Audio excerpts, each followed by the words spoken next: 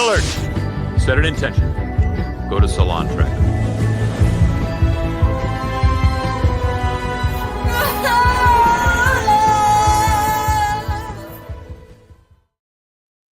Ahoy, hoy, friends, and welcome to the Salon.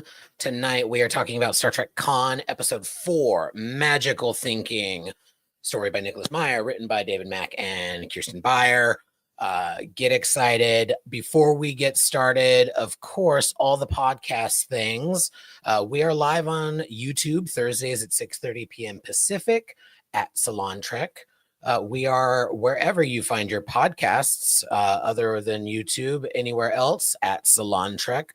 We're also on Patreon. You guessed it, Salon Trek. If you could throw a couple of dollars our way, you get some fun benefits and you help defray the cost of the salon, which is greatly appreciated. So wherever you find your nonsense, our nonsense is for you at Salon Trek. Speaking of Trek, let's talk about some fun new announcements and exciting stuff from New York Comic Con and other Trek happenings.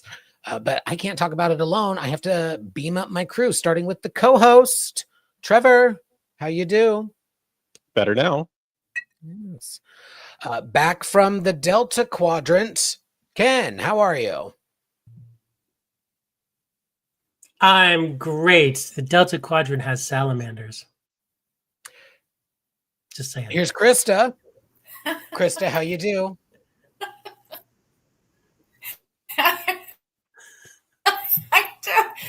She's doing tech issues. Buffering. I love it.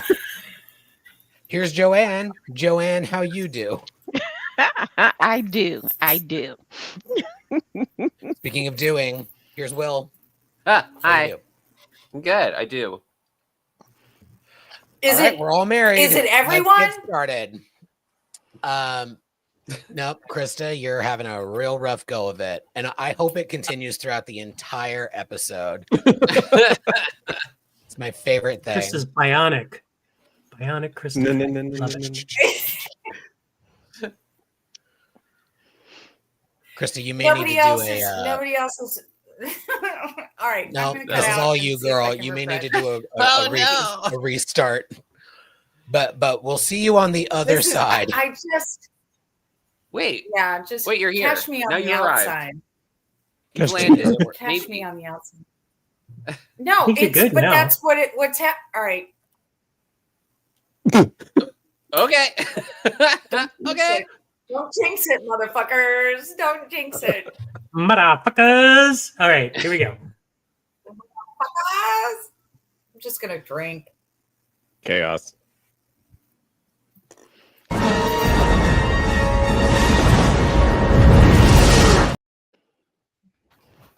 Let's talk about things that are happening in Star Trek before we get into the episode. Couple of things happening in the Trek universe. For those with children or childlike whimsy, Star Trek Scouts has some more episodes geared towards the preschool crowd. It's cute. Not for me, but it's cute. Check it out. It's on YouTube. Star Trek Scouts. Something that is for me and feels specifically designed for me is Star Trek Voyager Across the Unknown, a new game, which launched the playable demo this past week. Super fun. Basically, the pilot serves as the tutorial, and it's really fun. I, in fact, got to get rid of Chakotay in a way, and that was very exciting. So it's already living up to the hype of like rewriting history of Voyager's journey. It's resource management. It's not quite done yet. It needs more work, but that's why demos exist. So it's fun. Did you at least get Chakotay to build you a bathtub first? Not yet. He, based on a choice I made, it was him instead of B'Elanna that got sent to the Ocampa. Oh, so fun. He's not dead yet, but I haven't given up hope. Don't worry, everybody. Was he with Harry? He was with Tom. I mean, I'd Spoiler. still watch that. You make a choice on the array, and you either wake up Balana or Chakotay. I chose to wake up Balana, so she and Harry are beamed back to the ship. Chakotay and Paris end up on Okampa instead. I would still watch Robert Duncan McNeil, 1995 Robert Duncan McNeil, and 1995 Beltran. Yes. So, that's fine. Well, if we must. Problematic gay alert.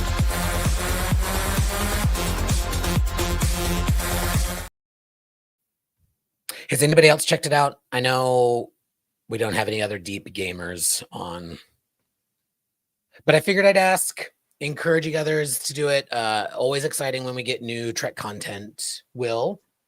I want to play, but I have a Mac, so it's only All right. on Windows. I have to figure out a way to do a WinRAR on it, but I will be attempting at some point. It's fun. We also got some other Star Trek news this weekend at New York Comic Con. We got our first look at season 4 of Strange New Worlds. It looks fun. It looks fun. What'd y'all think of the first 4 minutes of season 4? I believe it was from episode 1. Mm-hmm. I think it looks strange and new and worldly. But like all humor aside, it actually looks like a classic Trek episode that isn't designed to make us get stuck on a holodeck or do like it doesn't seem like a annoyingly tropey Star Trek episode. It seems like a action fun. We get an away team in a shuttle kind of adventure. The ship is stuck. They don't know where they are. Like I'm all in. And hope of hopes, the planet they're going to will not have Jim Kirk on it. What if it's all Jim Kirk's? It is. What if it's just a all planet Kirk's. of Jim Kirk clones? Clones, I love that it was a bit Jim meta. Kirk holograms, Jim Kirk androids. But they're all played by Oh, Chris God. Pine. It's very confusing. Right. I love the line that says like, you guys wanted a strange new world. Well, now you got one. I thought that was a fun little meta line that they had there. That was kind of cool. But overall, I loved it. I thought it got me a little dizzy, but I thought it was a good idea to have the thing spinning as it was spinning.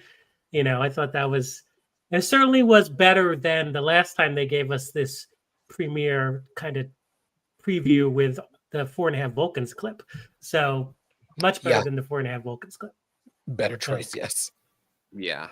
I was gonna say this was a much better clip for the start to kind of preview next season, but we'll see. I try not to judge too harshly based on the clip they drop, but it does seem like it does seem better than the second half of season 3. So at least we have that to look forward to. Fingers crossed. Any other thoughts on the Strange New Worlds clip before we move on to the last bit of exciting news we got this weekend? Well, get excited. We got a new trailer for Starfleet Academy and confirmation announcement. Stephen Colbert's voice is in Star Trek Starfleet Academy. Super excited. He plays the digital dean of students. He's basically the morning announcements voice, which is fucking great. Cannot wait. The new trailer was super fun. The first trailer I thought was like really soaring and inspiring. This one gave us a little bit more of what we can presume the plot to be, the connection with Holly Hunter and I forget the actor's name, but the character of Caleb and his connection to Paul Giamatti's character. So and fun little moments with several of the other cadets and Throck and Tig. We got a little snippet of Tilly. What'd y'all think about this new trailer and Colbert? Trevor? I loved all of the above, everything that you just mentioned. I particularly enjoy, and it's Sandro Rosta or Rostra? I can't remember. Forgive me, Sandro, wherever you are. I really hope that some of the other characters and their stories are more than what they're giving it. Like they're giving us one line for kind of every other cadet, and I'm hoping it's more than that. Like the young woman who plays the character of Genesis, when she says, "I have to be a captain," I kind of hope there's a story behind that, not just a very ambitious young woman who wants to be a captain. Like I hope there's some sort of backstory of why this compulsion exists, or is there an actual need for her to become a captain to get her own ship to go rescue somebody? I don't know. I just hope there's more to it, but I appreciated the depth of it. I'm a little concerned I'm going to be that, like, I don't like something in the trailer, which is silly to not like so far, but the Klingon cadets, it sounds like they're doing something behind the scenes to his voice in post-production. It was a little jarring, but we'll see. Maybe I just get used to it and I'm just being a big whiner. But I'm excited that he's in the show. I'm excited that we have a Klingon cadet. I'm excited for the actor. He seems super cool in interviews. And just jazzed about everybody, including Colbert, and it couldn't be better timed. Mm-hmm. Yeah, I'm glad you brought that up, because I thought about it too. I feel like that entire scene will make that one Klingon's line not feel so stiff. Like it felt a little wooden in this trailer, but it's out of place. It seems like something's going on that's making him speak that way to that person in that moment. But you're right, it felt a little odd. Yeah. Will, what'd you think? I think it seems fun. I think that there's enough interest. The trailer seems interesting enough where I'm at least interested to see the pilot. It just seems cool. Like the idea of what's going on there seems cool. Like I think initially when they marketed it, when they kind of explained what it was, they're like, oh, this is more of like a young teen show. Like they marketed it more of like, we get like a Riverdale or something like that. Like it wasn't like, it was marketed to like that younger demographic. But based on this, it doesn't feel like that at all. So maybe they retooled it. That was my one concern going into it, because it's not, again, it's a Star Trek that's not for me. Like Star Trek is for everyone, but sometimes it's not for you. So I was a little worried, because like you get 2 Oscar nominees in a show and they're playing against each other. You get Holly Hunter and Paul Giamatti, and you're telling me that's not for me? Like that's a little like, no, that like I need to see that. But like the show seems really cool. The stuff we've seen, like the production value is always like incredible on new Star Trek. So I'm looking forward to it. I'm trying not to get judgmental about what I saw, but like I don't have anything to say. I just think it looks really cool, and like some of the characters are interesting. I do have a little bit of trepidation about it not being a bigger ensemble show, because they do seem to be focusing on this Caleb character, because I know that Discovery was Michael Burnham's story, but I think the show suffered from not fleshing out the people around her enough and just relying on her character to kind of do everything, where I think it's a disservice to those actors and then to the story and the show itself. Did I freeze or did Will freeze? Will froze. Everyone froze on my end. Okay, Will we're all back. Are we back? he's back. No, maybe You're back. He's back. Everyone froze. Paul Yeah, Giamatti anyway. is fucking with us. He doesn't want us talking about Holly Hunter's brilliance. I know. It looks cool and it looks different. So I'm looking forward to that. Anybody else have thoughts on the Starfleet Academy trailer? Can we just be excited about something entirely new? Like it's not a prequel. It's not after. It's something entirely original, for however original anything can be. But I mean, why judge it now? It's not. Just shut the fuck up.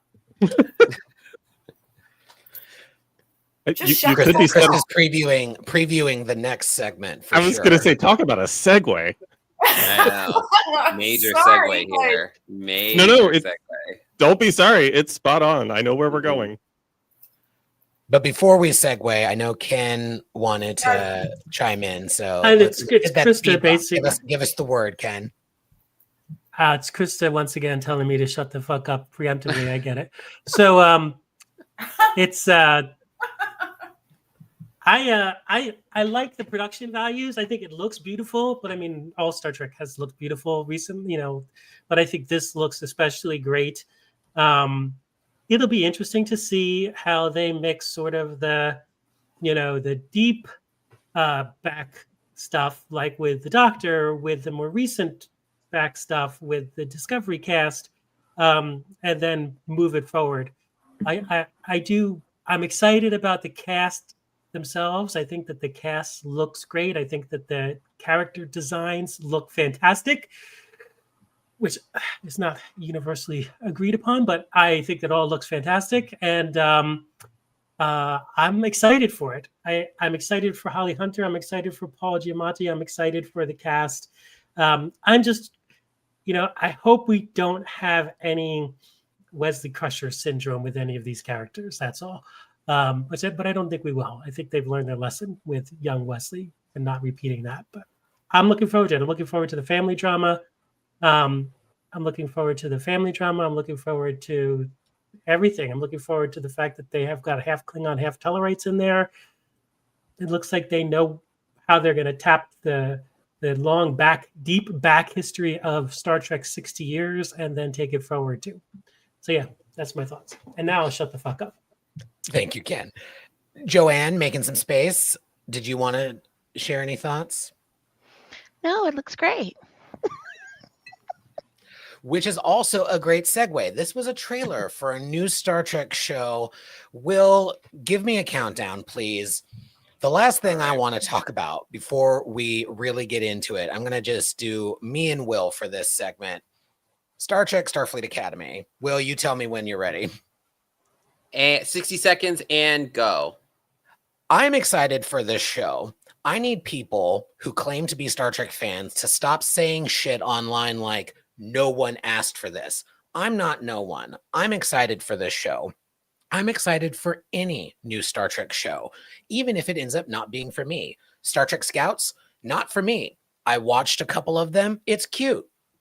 People with kids, great, go for it. Not all Trek needs to be for you or me specifically. And so when we see shit like this on trailers of a show that you have not seen and people clickety clacky, I've not thought about what I wanted to say about this. I just knew I wanted to talk about it, and I probably should have put more thought into it. But people get into the comments and clicky clacky behind and say the dumbest shit, like no one wanted this, or this fool from pop culture and gaming. I feel like Alex Kurtzman got in a room and such, blah, blah, blah, blah, blah. And kudos to Robert Picardo for telling him to fuck off in a more polite way than I will. Getting into the comments on these YouTube videos and hating on Trek while claiming to be a fan is loser behavior. Paramount and Trek creatives need to ignore this bullshit, and us in the Trek podcasting community need to call it out. This is loser behavior and people need to know. Will, your thoughts? Okay. Thank you. I'll give myself 60 seconds. First off, shut the fuck up. If you don't like it, keep it to your fucking self. Like, I just don't understand why people go online to say bullshit. It's because you feel brave because you're behind a keyboard. Shut the fuck up. You are a fucking idiot. Everything about you sucks. No one likes you. I get it. Shut up. People go, give me my old Star Trek. You have 4 fucking shows to go watch. Go watch them. Leave the rest of us alone. Don't flood comments because you think these hate comments are going to get you something else. You bitch about everything. Nothing is perfect. If you could write a Star Trek show and get it produced, go write it and produce it. These people are writing it. They're doing the work. They're doing the work. You're doing nothing. You're sitting there smelling like farts and fucking in your mom's fucking basement acting a fool. Get it together. If you think you could do better, then do better. You clearly cannot. So shut the fuck up. I don't know how to say this any clearer. I'm tired of seeing these fucking hate comments because all it's going to do is it's going to stop Paramount from making more Star Trek. This is not going to result in a Snyder cut. You are never getting Star Trek Legacy. Get over it. Get over it. And all It of is you who disagree with me, time you to can get eat over shit it. straight from my butt. Eat shit straight from my butt. I don't fucking care. Shut up. Shut And that's up. 1 minute. It's time to get over it and move on. And that's exactly what we're going to do. Let's talk about the Star Trek we're getting.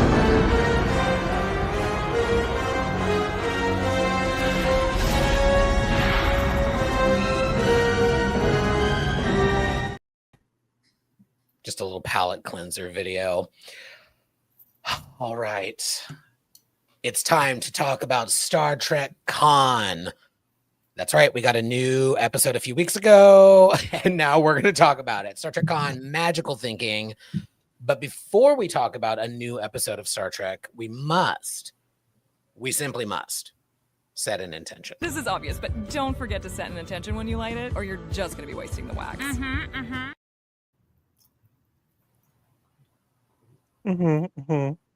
Indeed, we must. To set an intention tonight, although on the cusp of what we just talked about, I'm not sure this is the best topic, but I thought it would be fun because of the question.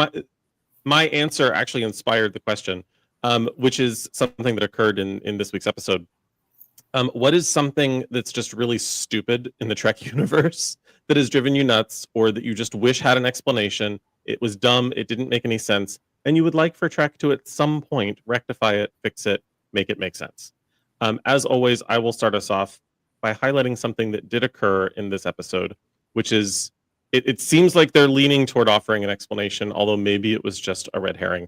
But the fact that in Star Trek The Wrath of Khan, when the Reliant enters the system, in the Ceti Alpha system, they don't know they're on the 5th planet because they went to just the last planet in the system, but the 6th planet had blown up, so they accidentally go to the 5th planet. Like, does the ship not have sensors? Did they just set a course for the last planet and not bother counting? Like, it doesn't make sense. You would know in a system that was...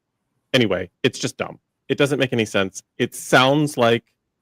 I'm going to screw up her name. Is it Lear? Yes. Dr. Lear? Dr. Lear. Dr. Lear kind of hinted at that in her conversation with Ensign Tuvok, of not understanding how these two planets got confused by the Reliant. And yeah, I'm confused too. So I hope we get an explanation. Let's go around the room and find out what you all think is stupid. Joanne? I struggled with this because, I live very much in the moment, and I just kind of let it go. You know what I mean? At the end of the episode. But I'll one thing I've never understood is why all the sinks are in a little drawer. Like Oh my God, you're not wrong. like Yeah. I don't understand that. Like, why are they in a drawer? But then it's like, oh, I don't know, there are no pipes, or there's no I don't understand the sinks in a drawer. I don't know. I'm like, maybe I'm dumb. Maybe they make perfect sense. Of course your sink's in a drawer. But I don't know why sinks are in a drawer. Thank you. Now I want to redo a bathroom and have my sink put in a drawer just to fuck with people. I love it. And I think you broke Will. I'm not going through my mind. I just pictured them putting their hand in as a drawer. You're right. It's in a drawer. Why is it always in a drawer? It's always in a drawer. There's never just a regular old sink. It's in a drawer. You're so earnest. It was like, yeah. It's just genuine concern. Anyway, I love you, Joanne. Oh my God. It's legitimately a problem, and it's stupid. It's not you, Joanne. It's the universe. There's nothing wrong with you in questioning any of that. Krista, my dear, what's wrong and stupid about Trek that you would like fixed? I really couldn't come up with something, and it's mostly because I found something in real life that was stupid that I can't really wrap my head around. So I'll share that with you. It appears that, and it's sort of loosely related to Star Trek. It involves the Kardashians, and it's pubic hair underwear that they're selling. So it's a merkin. And here's why it's stupid, because My body is not an extraordinary body. It's not an unusual body. It grows its own hair. So I'm not really understanding if that just makes me a unique creature, or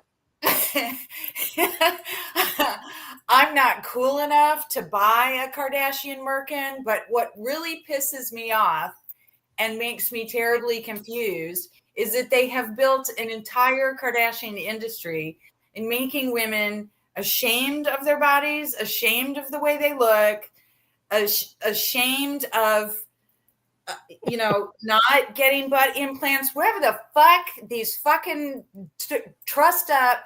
There are nuclear waste. If somebody walked up to these women and stuck a pin in them, they would be closed down for 500 years. It would be a nuclear waste site. It's like salting the fucking land.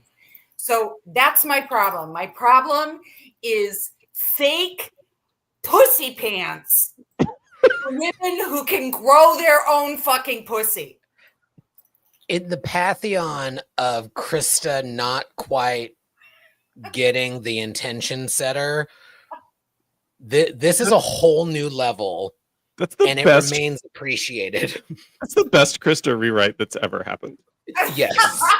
Just saying. I don't know how we got to pussy something pants, that's stupid. but we did. No, fake pussy pants is going to be a Salon T-shirt available at a Salon store near you. We'll Just saying. sell a merkin too. We'll sell some panties that give your pussy We'll extra. sell a extra merkin lift and or it'll something. be shaped like this. It'll be Yeah. a Delta or Trevor, you take over. I'm gonna go to Canva. I got this. oh shit! God. Don't spool him up. He's like a spore drive. You can't stop him. Like with an arrow. This is my Hang on. clitoris, dumbass. Try not to erase it. You're Ken, fucking top fucking that. right, dudes. Ken, go for None it. of us know what to do. Holy crow. Fake pussy pants, the next generation. So, at least we didn't go to Deep Space Nine. But all right. So, I have a Star Trek thing, and it's first of Please all, I elaborate. almost was going to say there's nothing dumb about Star Trek at all, but I couldn't say that with a straight face, or a gay face even. So I think the thing that drives me nuts is from the 2008 Star Trek movie, where Sulu and Kirk, Sulu falls off of the drill. Kirk dives after him and says, "Kirk to Enterprise, Enterprise, where are you?" And Chekhov runs down and he beams them, and they're falling at like the speed of gravity, and he's able to beam them and all that. And then literally 2 minutes later, the floor is barely breaking off underneath Amanda, and she's starting to fall. And Chekhov's like, "Oh, I lost her." That drives me nuts. Why could you catch these two guys falling at the speed of gravity, and yet you lose Amanda just for plot devices? And that's the thing. I would say the thing that drives me nuts and is dumb, and this is the point, is this exemplifies it the most, is the transporter.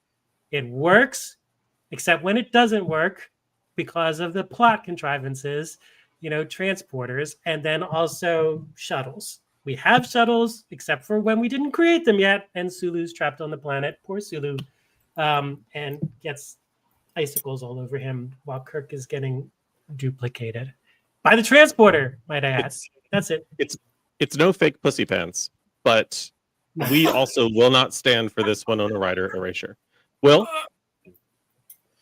Krista stole mine about Kim's merkin thong, so I'm out. No, I there's a lot. There's like technical things that are really like annoying, and it's all plot stuff where it's like, oh, how can they sometimes with the warp drive move really fast and then sometimes move really slow? Like there's shit like that that's kind of annoying.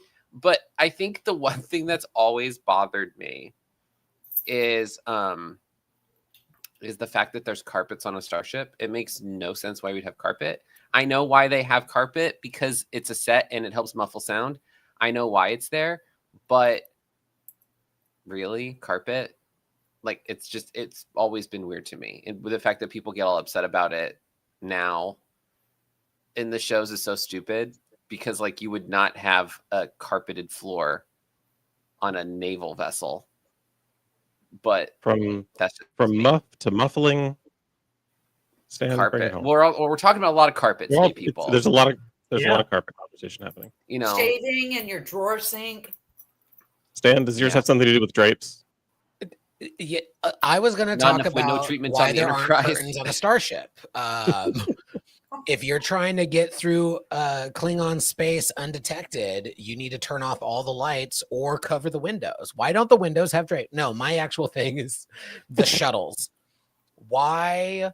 We've talked about this before. It's for plot, we know, but in universe, it's for out of universe. It's for plot. In universe, I would love to hear, similar to like a throwaway line that we get today in the episode we're talking about today, just like shuttle transporters don't work when they're docked because the ship's hull is different than the shuttle hull or something. Like I don't know what it is, but like whenever the ship's transporters or sensors go down, our highly trained, incredible Starfleet officers, including the amazing Captain Janeway and Captain Sisko and Captain Picard and everyone else, just forget, oh yeah, we have cargo bay shuttles and we also have shuttle or cargo bay transporters and shuttle transporters.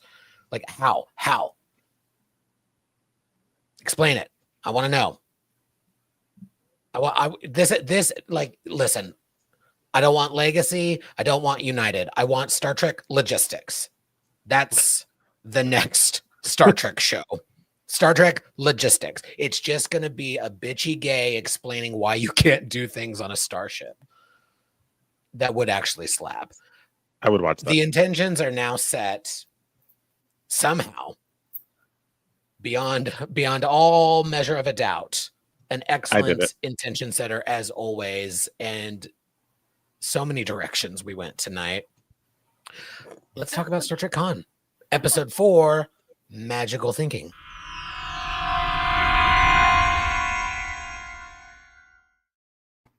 As always, I will kick off the top thoughts section. I really enjoyed this episode. I thought it moved things along. It added a lot of depth to a couple of characters. It notably sidetracked one character that we talked about a little bit last week, and I'm sure we're going to get into it this week. I liked the softening of Ursula and her building a rapport with Marla. So that was lovely. And Khan's somewhat softening while still being Khan and like I'm not going to tell everybody. I'm like, no, you need to tell people, and we need to grieve, and we need to have a process. Like the Marla's nudging of him, I thought was really lovely. Dr. Lear still annoys me, but we had a fun moment.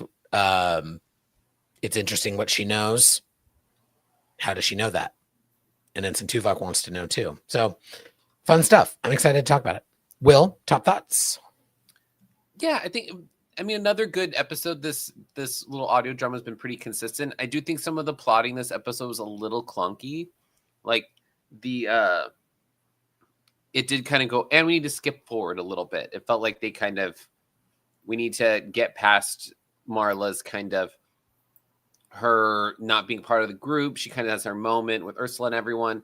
And then we need to skip forward a couple months. We need to, have more move the plot along. So it felt like there was a bit of a like, we're going to skip ahead a few beats, which seemed a little clunky just considering where it was in the episode. Cause it was like 3/4 of the way through that they suddenly had a time jump. And I was like, why? Like, it was just, it didn't make any sense. Like, I don't think it was necessary. I think whatever. But other than that, really consistent. I think Naveen Andrews is really good as Khan. Like I said last week, like I wish they did this became a mini series, because like I would love to see his like emote some of this, because I think as an actor he's doing a wonderful job.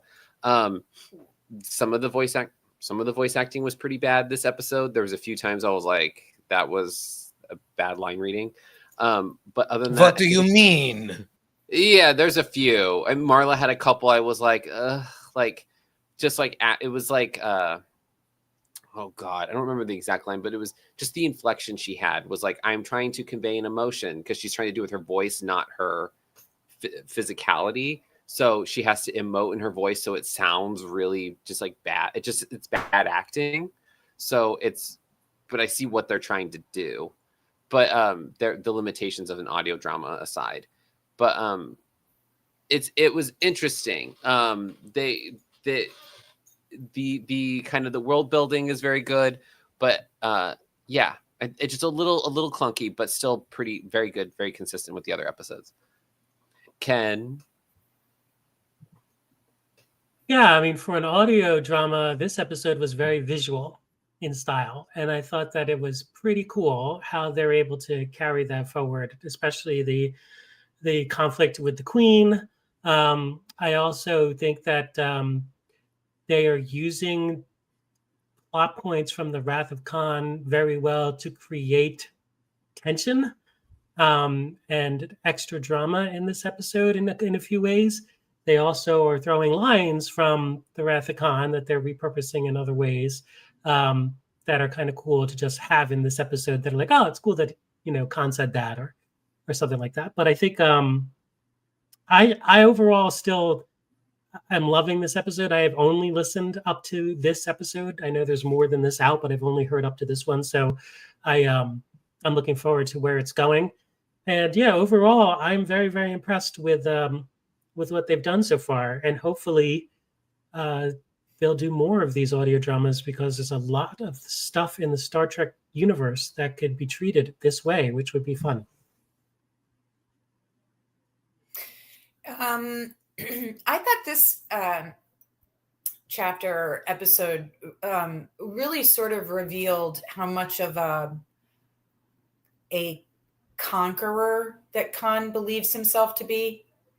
It is not a peaceful coexistence he's interested in. He is interested in conquering all. He doesn't want to just live on this planet. He wants to conquer the planet. He wants to conquer the minds of the people around him.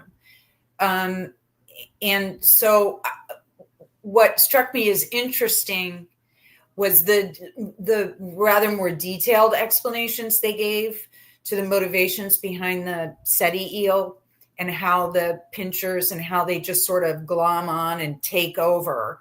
And they cease to allow the individual to be an individual anymore. They become just this drone, basically. And in fact, that's kind of what Khan would enjoy himself. And so I thought the similarities between the two and the animosity between the two was an interesting sort of imagery. I don't know if anybody else picked up on that. Marla, girl, I get what you're saying about the voice inflection, Will. I just didn't have it for her in this episode. I think that I am disappointed at how easily cowed she is with him, and those brief spurts of snappy comebacks really amount to pretty much nothing. And I also liked that in Khan wanting to conquer this planet, he's sort of willfully dismissive of the planet existing before him. The inhabitants existed before him. There was some kind of symbiosis going on before he got there. And naturally, a mother is going to protect their young. But somehow he's viewed it as these inhabitants, these creatures, these species that inhabit this planet are less than him, when I really feel like they're kind of superior to him. They're superior in their simplicity of it. So Those were my thoughts, initial.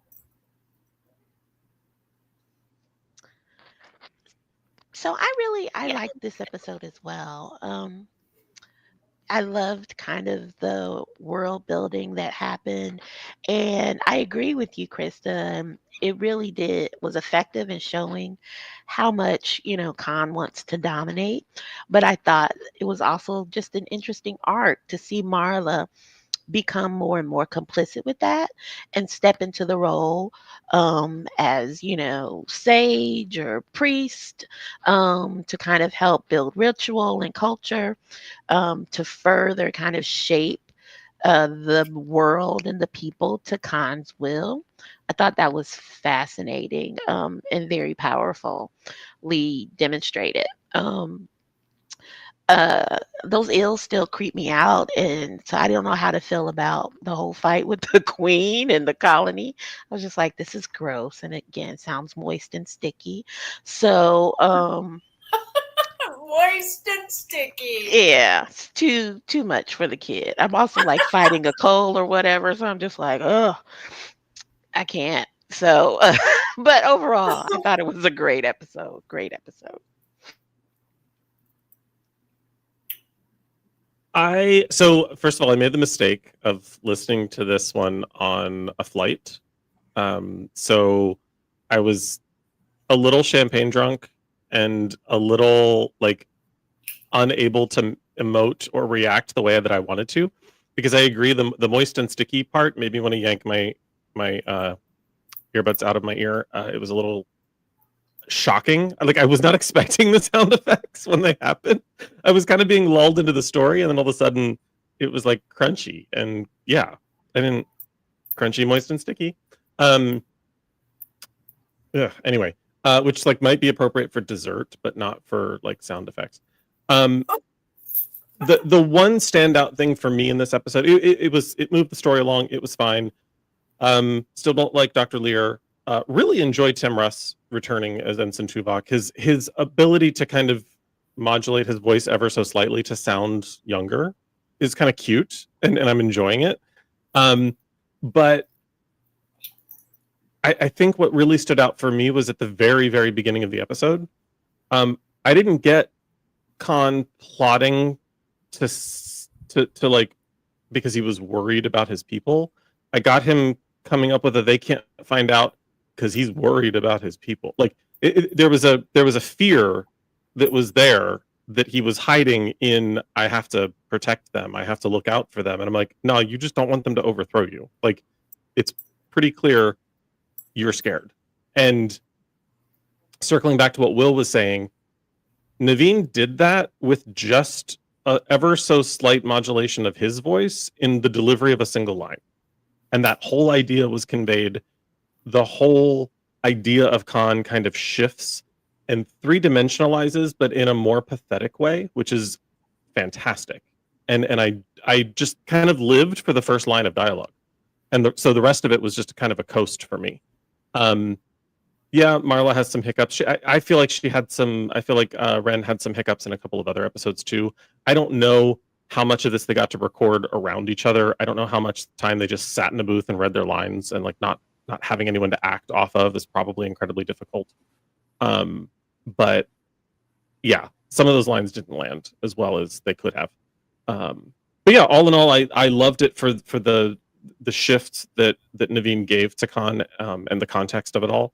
And just enjoyed the ride until the crunchy, moist, and stickiness happened, and then I was like, ugh! But anywho, love the episode.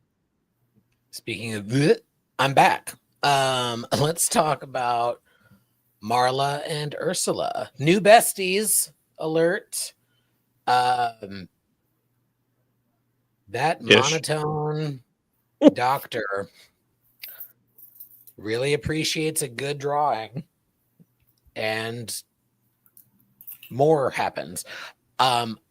I liked the softening of Ursula, the slight softening of Ursula, not her voice, obviously, but her going from just calling her MacGyvers to using her first name, keeping her secret. The secret of the phaser was interesting. It's like, oh, you don't have our abilities. It's smart of you to have this phaser, and you don't trust us any more than we trust you. But then they wrestle the creature together, or not really wrestle it, but they get the creature together, and it helps with moving the science along and understanding what's going on the planet. What do y'all think about Marla and Ursula in this episode? Ken? I thought it was interesting about the phaser, and that the phaser, the superior weaponry, is what sort of brought Ursula around. And I'm wondering if the idea is that with that phaser, Marla could have basically taken command of the entire group and been the power of the group, and she chose not to be, even though she had that power with the phaser. And we certainly have seen Star Trek episodes in the past where people have used phasers to, wrestle entire civilizations into their longing, like the Omega Glory, for example. And I think that helped with Ursula understanding that, she had this phaser, she could have done something really, she could have been the queen here, and she chose not to be. I respect that, which is an interesting take on it. But I went back and watched Space Seed, which I hadn't done before, and watched Marla MacGyver's from Space Seed. I know others had done that. We talked about in previous episodes, but I finally did it last week, and it just helped me again really understand and appreciate Ren's performance. I think she's doing a great job, and I think this episode, beside line readings aside, and in listening to the end credits, they've recorded it at like 6 or 7 different studios, both in New York and in LA. So I don't know how much they're there bouncing off each other or just doing line readings that they stitch together. But I think it's just line readings. It's just them in a booth alone. Yeah. So with that in mind, I think I could be a bit forgiving about that. But I liked where the characters are going. I liked where Marla was going with this, and I liked Ursula, and I thought it was very emotional with Ursula telling what happened to the kid and his girlfriend, and how the kid went nuts and killed his girlfriend. So, yeah, that's it. I'll shut the fuck up now. I love that the little callback to Space Seed too, that Marla's an artist, and so her drawings, Ursula was like, "Oh, bitch, you have talent." So I thought that was a nice, kind of hat tip, and also too that's I think another thing that Khan appreciates about her, like he alluded to it with how he understood Richter and people who create beautiful things, and that's part. I think that's also part of his appeal for Marla too, right? That she creates beautiful things as well. So I loved how they kind of weave that all together, and that perhaps now, and she and Khan have created a thing. So, I thought it was an interesting little thread that they wove through the episode. But I did like, Marla and Ursula kind of connecting there. Although again, I still struggle with telling them bitches apart. So that one scene, I was like, who is talking with the dino scanner? Like, is it Marla? Is it Ursula? I didn't know. I was like, ugh. But I do like that they connected, and Ursula recognized that Marla has some skill and some cunning as well. Some cunning. Any other thoughts on Marla and Ursula before we talk about Marla and Khan? Just that I really liked Ursula's comment, "Next time you'll carry the baby." Like, that's not a Marla thing, but like I did like that kind of. Yeah. Well, Marla gets with Khan. They're repairing their relationship a little bit. She convinces him that he needs to show his grief. He needs to help his people process his grief. Thoughts, concerns, needs, emotions. Marla and Khan. Go. Krista. I like that anything that doesn't necessarily originate from Khan falls under the canopy of magical thinking. Like, when in fact, what he describes as magical thinking is exactly what he rather demands from his subordinates, who he refers to as his people. And I thought I was sort of offended on Marla's behalf when they were all invited to the barbecue, and he's going on and on. He's specifically naming and attributing credit to people that she handed him the names. And I know that we can look at this like, you know, she refers to them as our people, as though she shares this level of rulership or what have you, being quote unquote his woman. But I think she probably offered it as an example of how he could endear himself a little bit more without it being fear-based or like a forced situation. But from his perspective, she just sort of handed him what he needed to continue this sort of psychological manipulation that he's doing. I mean, Ivan's way over on the deep end. I'm thinking Paolo has something to do with Ceti 6 exploding at this point, long before it should. These people are getting to be like completely out of control. And, you know, while he's talking to her about how this can be, you know, a perfect world, and he's trying to build all of this and what have you, they simultaneously have figured out a way to keep the Ceti eels from really infiltrating any of their areas. And yet still he decides the prevention of it is not enough. We need to eliminate it for like total domination.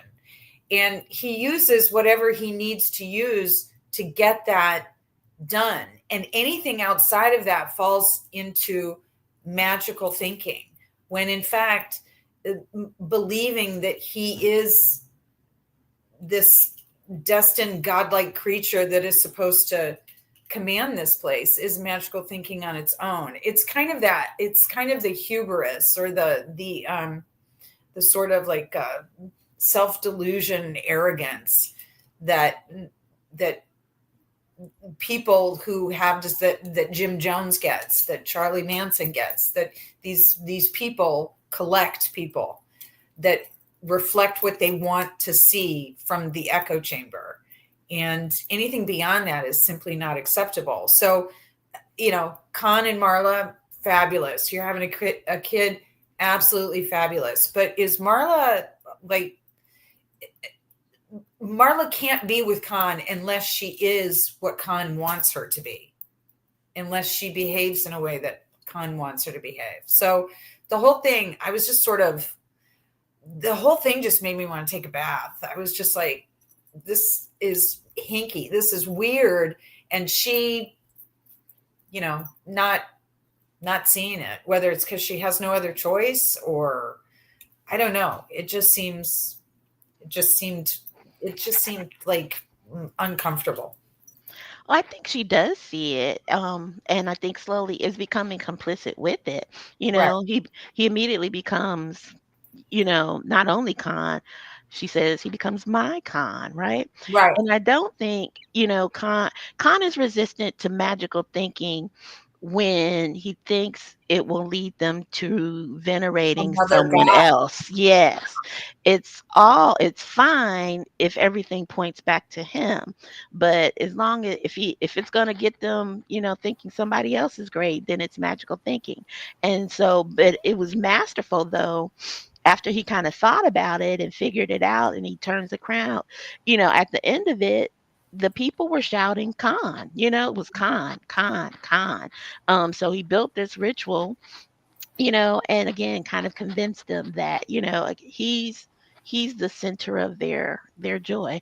So I thought I thought it was brilliant. Yeah. To But yeah, magical thinking is anything that says, I'm not supreme. Right.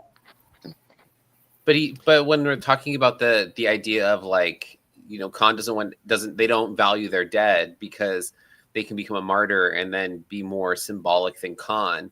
But then he uses that, he goes, I take part in your grief. Right. So he is now the vehicle for their grief. So he found a way to manipulate them with this, where it's less about them honoring the people who are unfortunately killed there, because that was Marla's intention, is like, you need to let your people know that you feel something, that they're not just pawns, that they're people and that they have value. And he's just like, that's crazy. Why would I do that? And then he goes, oh, but you see later when he uses it to manipulate them. And at the end, they're chanting his name. And it's about his levels of control with these people. And then I'm sure that the reason that he has kept Marla away, now brings her close, is just so he can control her. Now there's a child involved. So there's even more layers of control. He has to,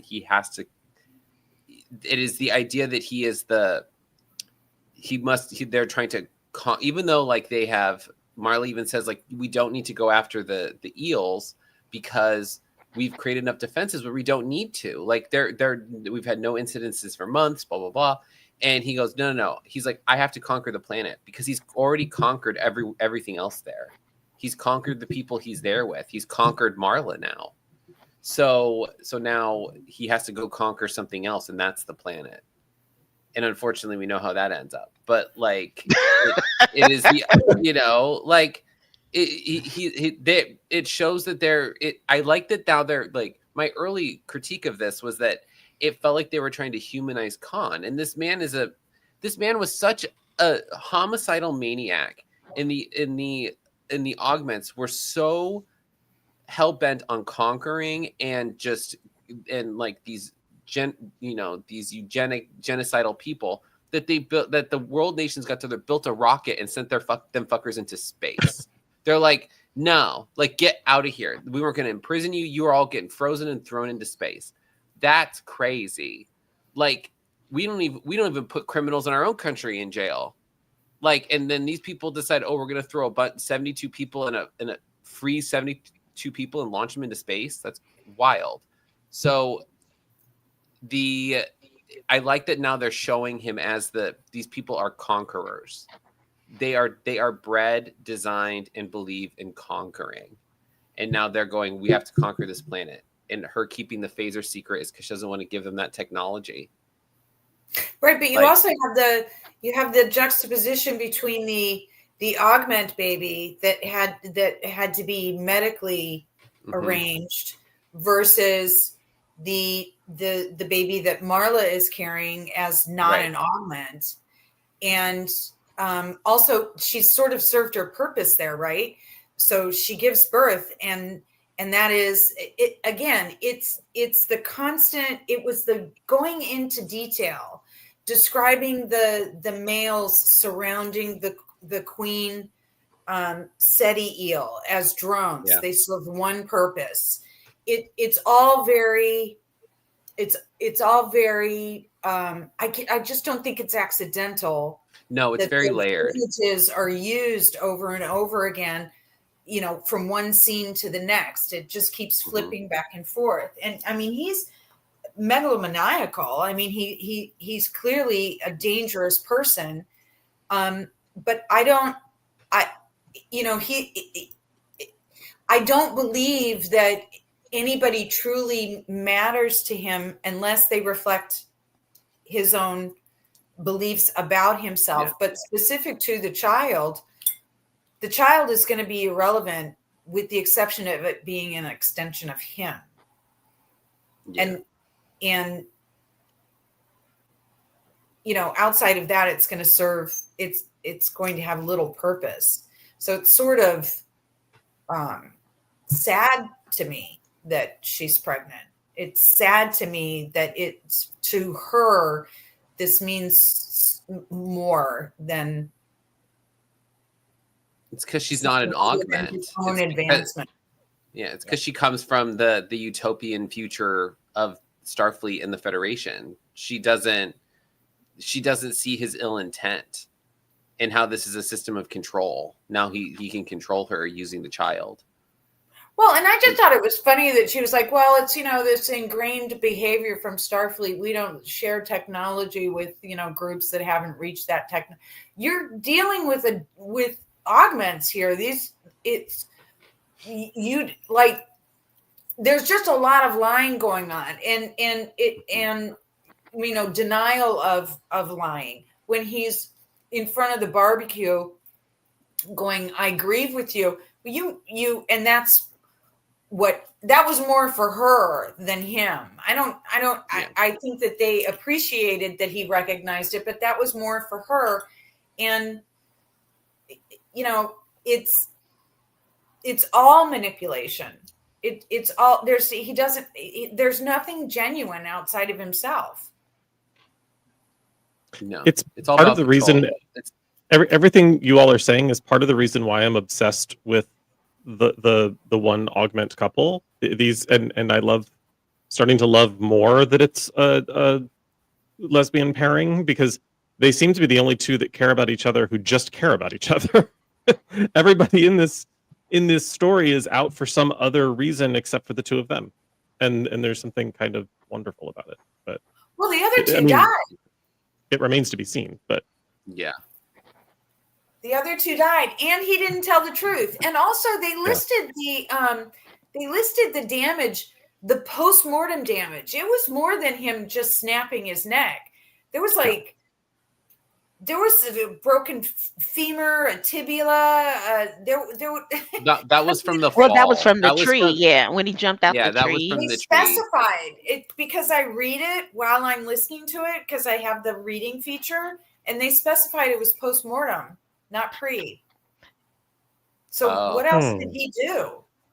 Maybe in the fight with Savannah, but maybe that he just went berserkers, or maybe Khan's into some kinky shit. Yeah, maybe. Well, we know he's I'm not pressing a button for that one.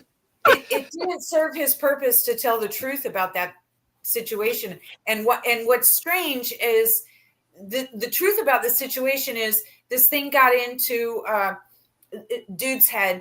It made him crazy. He killed this woman that he loved. He had to be eliminated. And that is why we need to kill this queen. Yeah. That would have been a reasonable thing to say. But he doesn't say any of that because it exposes him. They didn't have that information prior. They didn't have the information that there was a queen and everything. Like, it could come out later that the reason this happened was this, but they didn't have that information. So, but he could have used that it was the the eels. He could have used that for for let's go out when he goes. Let's all go out there and everybody go get a kill. I mean, it's I just maybe he didn't need to use that card because they seemed pretty. Maybe he didn't need to use that because they all seemed pretty gung ho to do it. There wasn't many people who were like, maybe let's find another way. The only person who was against it was Marla. I'm having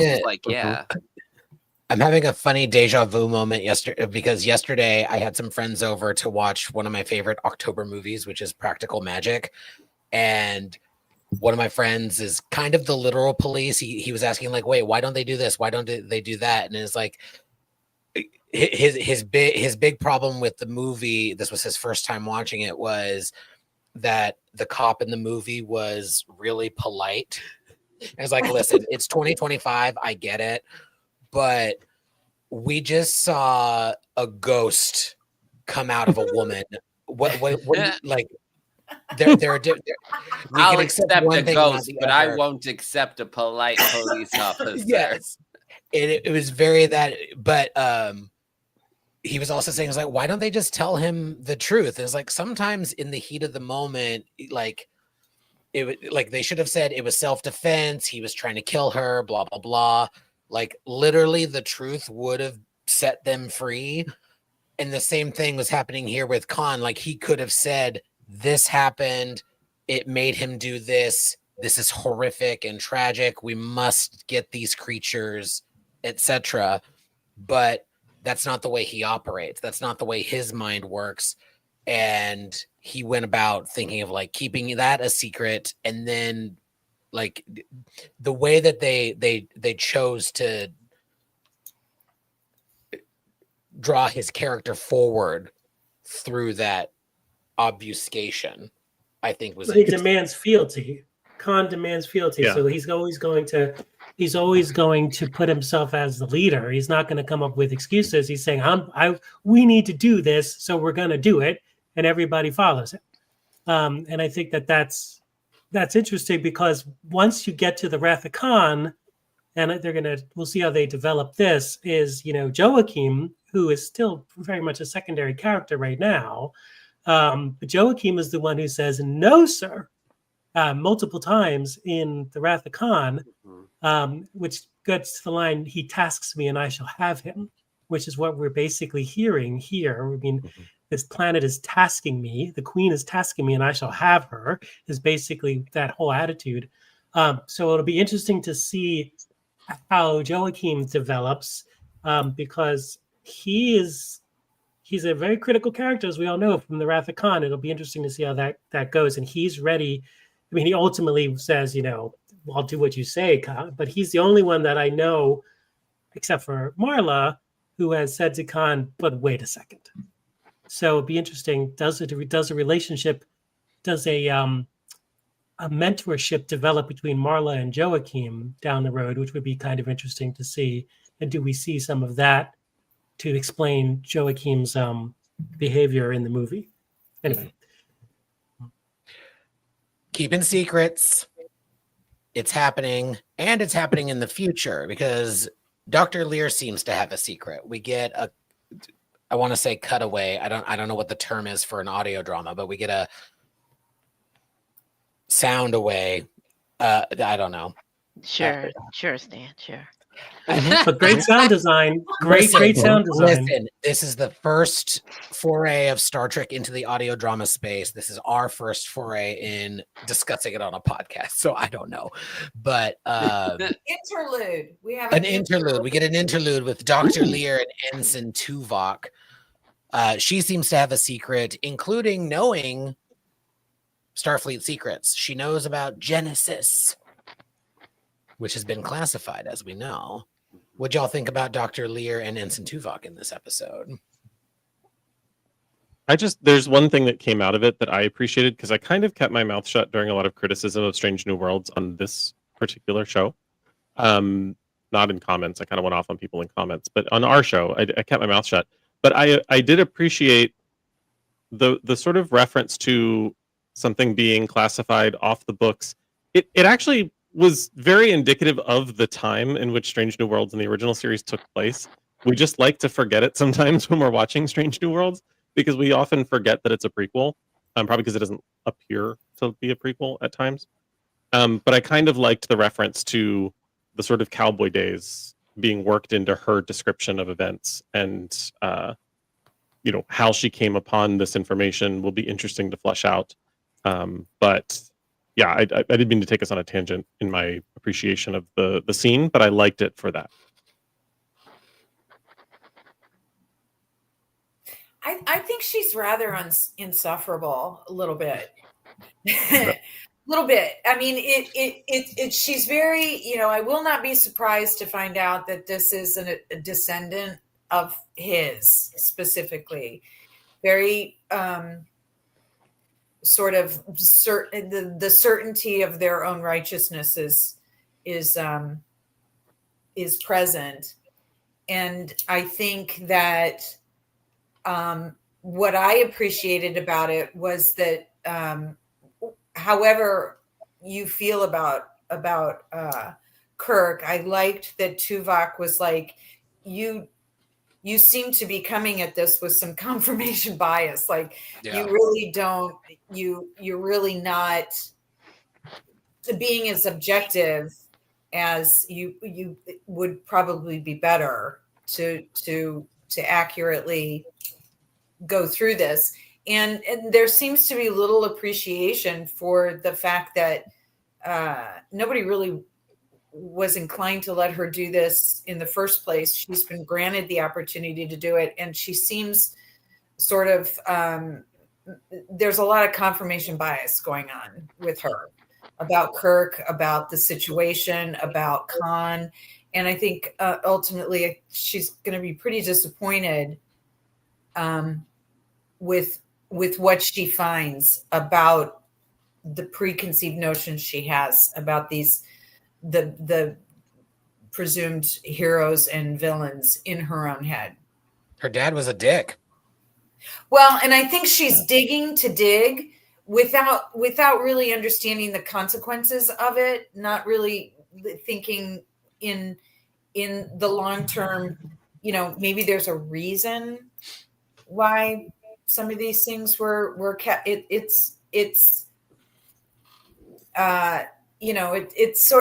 feels like it feels like people that watch a mugging, and instead of like stopping the mugging, they just get they just put their phones up instead, and like you just get 75 angles of a mugging, but nobody's helping the person being mugged. That's kind of, she strikes me as one of the people holding a phone, like not gotta get those clicks, gotta get those likes.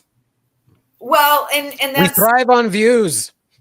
But I think it's very self-absorbed. I think it's a personal thing to her, is I guess what I'm meaning to say.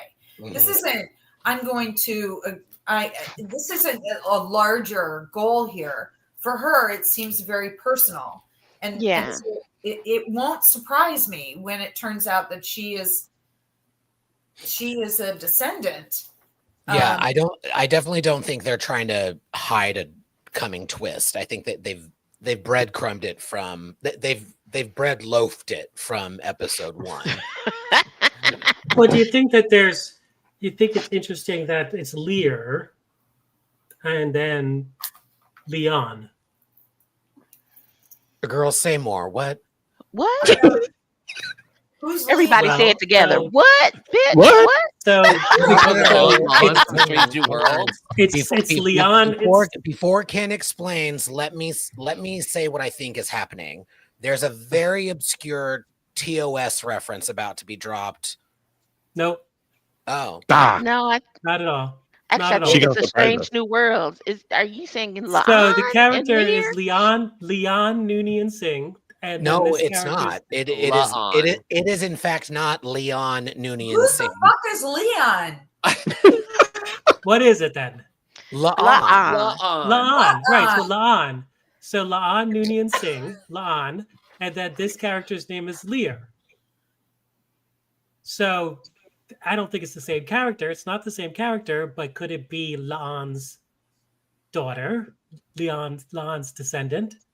I mean, I think there's the fact that you've got La'an and Lear is an interesting thing. We'll see. That's all. Okay. That one. And now I will once again shut the fuck up.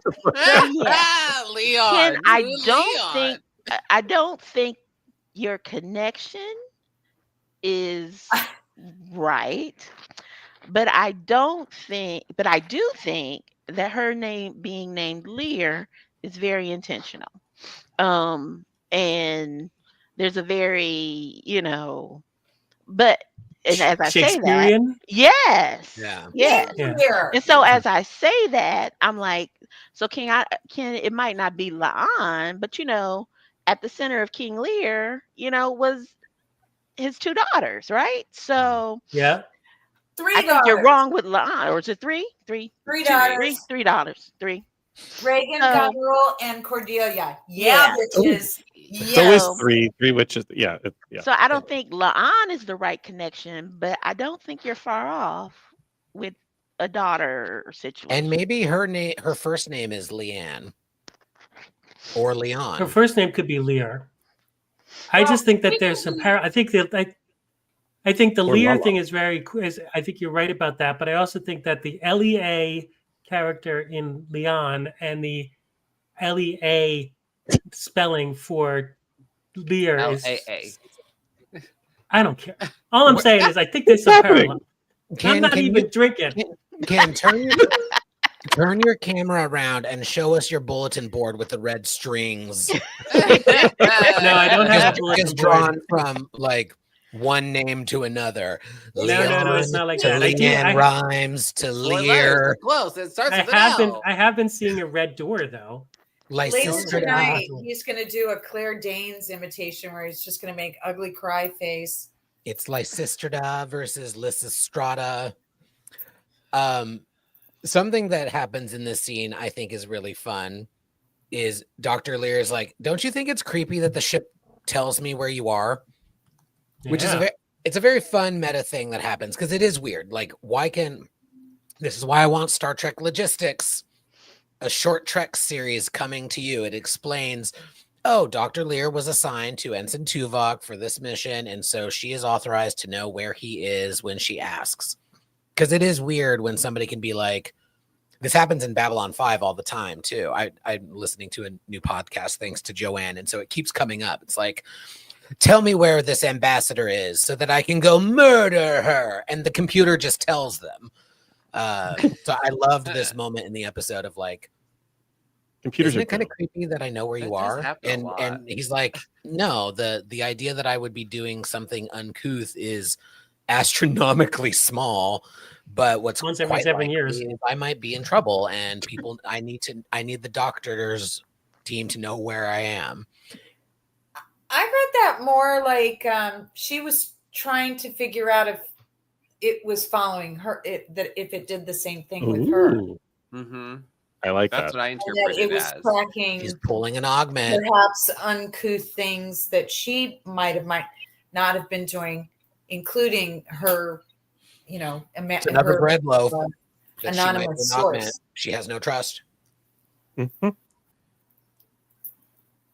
Well, I think, especially nowadays, modern world, it's hard not to, it's hard not to listen real close to what people say because it seems so much for public officials. Whatever they accuse somebody else of doing is exactly what they're currently doing themselves. So it's, they're tattling on themselves. So that's how I read that. It's immediately how I heard that. Just I really for the record, that was Tuvok the best. James Kirk's defense. That was awesome.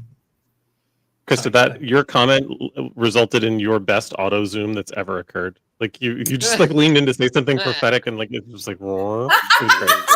I don't even know how it's doing that. I know That's my favorite part of it. Why it's doing it. I've noticed it though, where it's like, hey, it's moving. Then I just thought I'd had a lot following to your drink, wine glass. but I've realized it's not just that I've had a lot to drink. Yeah, it follows the wine glass. It's 50-50. Speaking of following the wine glass, we have a joyous celebration to hoist our glasses to, for a marriage happens in this episode. Khan and Marla get married, and it's cute. Knowledge. And the worst monotonous voice ever, which kind of sounds like Marla's on a cold day, officiates the wedding. I think it should have been Mado, but I get why it was Ursula. They had their connection over the phaser and their secrets. Thoughts on the first wedding of Ceti Alpha 5? I liked how it was. Are you certain about this, my lord? Nobody's asking Marla, you certain about this? You sure about this? And I suppose the pre-knowledge that she's pregnant, I suppose that makes sense in some kind of weird 1940s way. But the idea that just checking, you sure you don't want to, where's he going to go? Like, what's, I mean, what's he going to go to Greece? I don't understand. What's going to happen?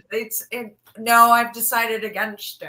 I don't want to do it. It was just so kind of silly, and it was sort of an anticlimactic end for me of the chapter. I was hoping that there would be a little bit more, but I'm surprised they didn't do vows of some sort. Like it felt like an opportunity for the writers to give Marla and Khan something a little more. And maybe that's what the next episode opens on. I haven't listened ahead, but womp. Any other thoughts on this exciting wedding?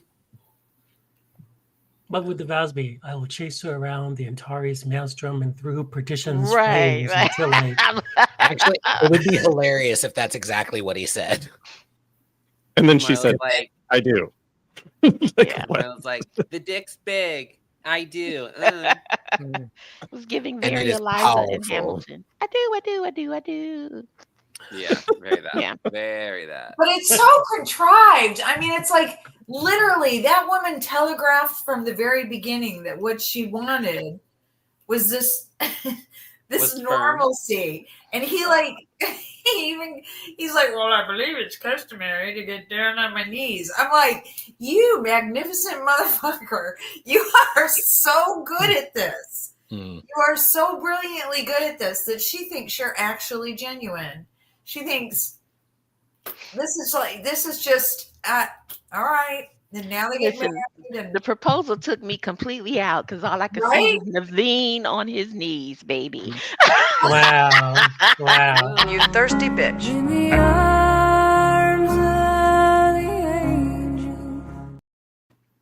I'm just saying. Same. But I mean, it goes back. I would always be on mine. It goes back to Problematic gay alert.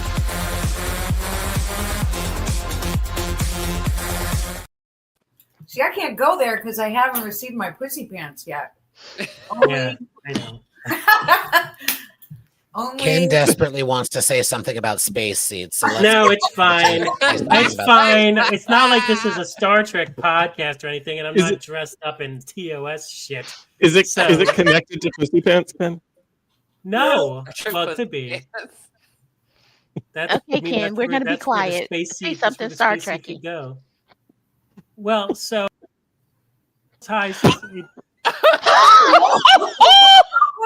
What happened? What Oh my happened? god. Stanley, you are such a fucking dick. Such a fucking dick. Camera. You don't even deserve this goddamn podcast, and you know it.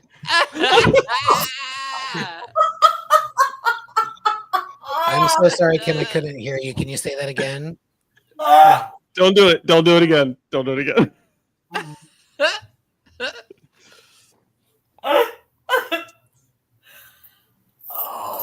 Oh. Ken, talk about space seed. My hands are Nope. up. I'm not gonna I'm unmute done. you. I'm not gonna pull you off the I'm stage. done. The Land whole the thing was ship. make Ken just shut the Oh, fuck up. land There the we go. ship. Land the damn ship. I think Hopefully it's there's a time to mutiny. land the ship. Over, darling. Can you land the ship? Give us a scorecard. I will do my very best. There were two problematic gay alerts. There was one tosser alert. There was one problematic ally alert, and there was one explosive saucer separation. I gave 1,000 bonus points to Will for telling toxic fans to shut the fuck up or eat poo from his butt. I gave 250 bonus points to Ken for not shutting the fuck up. I gave 2,000 bonus points to Joanne for being icked out by the moistness and the stickiness. I gave points to Krista for buffering like a badass bitch. I gave an additional 50 points to Krista for being a unique creature who doesn't need fake pussy pants. And last but certainly not least, I gave 100 bonus points to Leon for being whoever the fuck you are. Damn right. So, with that, I am going to shift ever so slightly to a teensy weensy bit of a serious note, because we are going to raise our glasses tonight. Just as a reminder, I'm sure fans don't need the reminder, but to honor Sabrina Wood from the Sci-Fi Sisters, who passed away earlier this week. I personally only had the opportunity to meet Sabrina in person once, but like so many other fans of the Sisters, I didn't really feel a need to meet her to feel her infectious joy and her passion, particularly, but certainly not only, about Star Trek. So tonight we raise a glass to Sabrina, our sister in Trek.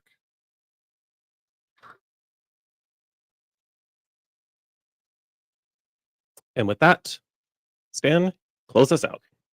Thank you, Trevor. Thank you all very much for joining us. Thank you to our friends in the chat. Thank you to my fellow panelists. We will be back next week talking about not one, but two. The next 2 episodes of Star Trek Con. We're going to start to catch up with the release schedule. So listen up to both. Christy, you just jolted right up. Thank you. I was just going to joke about listening up to the next 2 episodes. We will be back next Thursday at 6:30 p.m. here on YouTube. Until then, please do like and subscribe, and live long and prosper. Or as Stephen Colbert says, live long and do your thing. All hands abandon ship. Proceed to the nearest evacuation zone immediately.